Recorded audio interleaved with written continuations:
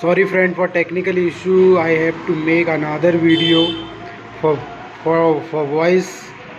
I say sorry to you. So आइए हम देखते हैं इसमें हमारा नॉमिनल पैसिव हो गया है. Passive nominal passive voice. Passive sentence में भी हर हाल में रखा जाता है. जैसे यदि एक्टिव सेंटेंस में हेल्पिंग वर्ब ना हो तो बी डुप्लीकेट फॉर्म में रखा जाता है. हेल्पिंग वर्ब ना हो तो बी डुप्लीकेट फॉर्म में रखा जाता है. लेकिन यदि एक्टिव सेंटेंस में हेल्पिंग वर्ब हो तो बी का ओरिजिनल फॉर्म रखा जाता है. जैसे बी वॉज बीन बीइंग, है ना. ध्यान से नोट्स पढ़िए. ओरिजिनल फॉर्म रखा जाता है हेल्पिंग वर्ब हो तो. ठीक है.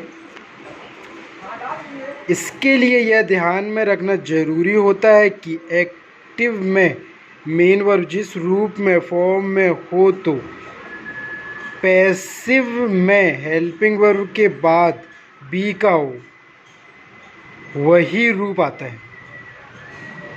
चलिए आप स्क्रीनशॉट ले सकते हैं या ऐसा कर लेते हो. चलिए हम प्रैक्टिस सेंटेंस पर ध्यान लगाते हैं और देखेंगे आपको सारे हम लॉ अप्लाई करके देखेंगे, सारी चीज़ें क्लियर हो जाए. चलिए प्रैक्टिस करते हैं हम. एक्टिव सेंटेंस क्या है हमारे? ही इनवाइट्स मी, प्रेजेंट सिंपल टेंस.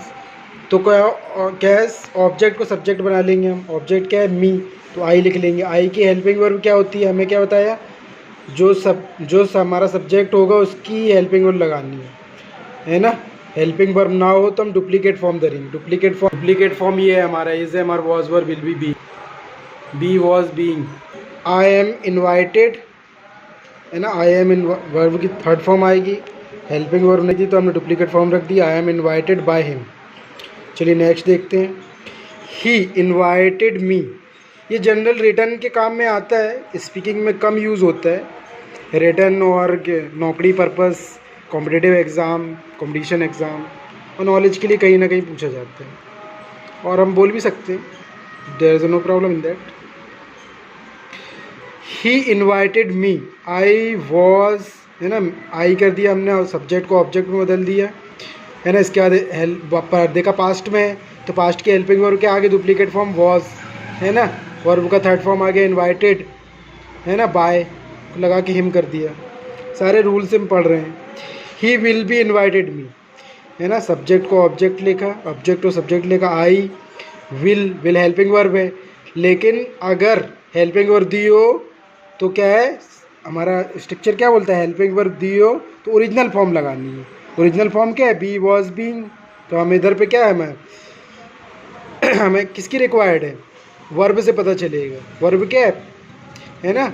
V1 है इनवाइट, तो बी लगा देंगे.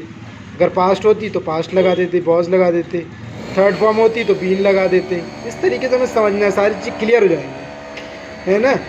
I will be invited, verb की थर्ड फॉर्म हमेशा रहेगी उस बाय हिम. बाय लगा के हमने सब्जेक्ट को ऑब्जेक्ट कर दिया हिम. चलिए नेक्स्ट देखते हैं कंटिन्यूटी में. He is inviting me. He is inviting me. तो क्या है? सब्जेक्ट लगाया आई एम, है ना. हेल्पिंग वर्ब है तो हमने इसकी हेल्पिंग वर्ब सब्जेक्ट के अकॉर्डिंग हेल्पिंग वर्ब लगाए हमने. और ये वर्ब की थर्ड फॉर्म है तो हम क्या लगा देंगे? Duplicate form being. क्यों? कंटिन्यूटी में सब्जेक्ट क्या है? वर्ब का फर्स्ट फॉर्म फोर्थ फॉर्म है तो वर्ब की फोर्थ फॉर्म ही आ जाएगी, है ना. इसके बाद हम थर्ड फॉर्म लगाएंगे. कन्फर्म फिक्स रहती है ये. इन्वाइटेड बाय लगा के सब्जेक्ट को ऑब्जेक्ट कर देंगे हिम. इस तरीके से आप इजीली पढ़ सकते हैं. You can study easily. He has invited me. He has invited me. I helping verb has और हैव फॉर्म में तो हैव इसकी हैव आई की क्या हो जाएगी? हैव. थर्ड फॉर्म में तो क्या हो जाएगी? Duplicate form. Original form been. ये हम आ गए बीन.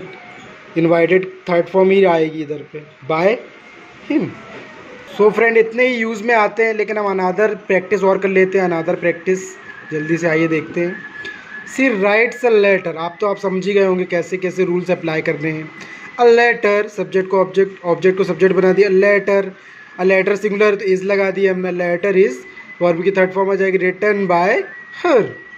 क्योंकि इसमें क्या है, हेल्पिंग वर्ब नहीं थी, इसीलिए कौन सा फॉर्म लिया हमने, डुप्लीकेट फॉर्म। रूल को आपको टैली करना पड़ेगा। Duplicate form is am are was were will be, और original form be was being. कह सकते ओरिजिनल मतलब ओ आता है तो बी में 2 ओ बनते हैं, है ना। तो इस तरीके से ट्रिक लगा सकते हैं, एक को याद रखेंगे दूसरा याद रहेगा। नेक्स्ट देखते हैं, a letter is written by her. Next देखते हैं, she wrote a letter, second form में। A letter wrote third form, second form है, तो उसके साथ वॉज आ जाएगा, डुप्लीकेट फॉर्म। रिटन फिक्स है, रिटन बाय हर, ऑब्जेक्ट लगा के हर, बाय लगा के हर ऑब्जेक्ट, सब्जेक्ट को ऑब्जेक्ट बना दी। She will write a letter, a letter will helping verb है तो फर्स्ट फॉर्म आ जाएगी, क्योंकि राइट फर्स्ट फॉर्म है। तो be written third form fix रहती है, by her. She is writing a letter, a letter is, क्योंकि कंटिन्यूटी में हेल्पिंग वर्ब रहेगी और ये भी सिंगुलर है, तो letter is being original form आ जाएगी यहाँ पे, being written by her, object लगा के by her. She was writing a letter, तो a letter was being written by her. जल्दी से हम देखेंगे, she will be writing a letter, a letter will continuity form है तो बीइंग लग जाएगा, बीइंग रिटन फिक्स रहता है बाय हर, है ना। हेल्पिंग ये विल भी है कंटिन्यू टेंस के लिए, लेकिन हमें अपने रूल से चलना है। वर्ब का फोर्थ फॉर्म है आईएनजी है तो ओरिजिनल फॉर्म लगा दिया, और वी थर्ड तो रहेगा ही। चलिए, सी हैज़ रिटन अ लेटर, तो हमने लगा दिया लेटर हैज़, थर्ड फॉर्म है तो बीन आ गया, और रिटन तो फिक्स रहता है, रिटन बाय हर, वर्ब का third form. She had written a letter, अब आप I hope you understand all the things and rule and regulation as well, so it's very easy to you by the rule. She had written a letter, तो a letter had verb की third form है तो been, और third form fix रहती है तो written, और subject को by object by her. She will have been written a letter, तो अ लेटर ऑब्जेक्ट को सब्जेक्ट, विल देखा हम सब्जेक्ट क्या है, अ लेटर है, तो यहाँ पे हैज़ कर सकते हैं, गलत लिखा हुआ है। ए विल हैव फिक्स रहती है, विल हैव फॉर्म फिक्स रहती है, तो हम यहाँ पे कुछ नहीं करेंगे, ध्यान रखिएगा आप। Will have written third form है तो हमने ओरिजिनल फॉर्म लगा दी बीन, और फिर वर्ब की थर्ड फॉर्म फिक्स रहती है जो रिटन, पैसिव के लिए जानी जाती है, रिटन बाय हर। तो इस प्रकार हमने ये सारी चीज़ें आपको स्टडी कर ली है, आप स्क्रीनशॉट ले लीजिए, आप स्क्रीनशॉट ले सकते हैं। मैंने आपको सारी चीज़ें बेसिकली बता दी हैं, इतने ही सेंटेंसेस यूज़ होते हैं, है ना। Present perfect, future perfect continue तक यूज़ हो गया है ना। फ्यूचर परफेक्ट कंटिन्यू यूज़ नहीं होता है, present perfect continue, past perfect continue होता है ना। सिर्फ परफेक्ट तक यूज़ होता है, फ्यूचर परफेक्ट टेंस तक यूज़ होता है। तो आप इस तरीके से बना सकते हैं, और आप सबका मंगल हो। मेरे इस एपिसोड को सब्सक्राइब ज़रूर करें, और अगले एपिसोड में हम आपसे बात करेंगे नरेशन को लेके, और फिर डिग्री को लेके। ये सारी ग्रामर को हम क्लियर करेंगे, इसके बाद आगे बढ़ेंगे। तो आई hope you understand very well. You keep practicing, keep speaking. I hope you keep speak so much. So please keep watching. Thank you.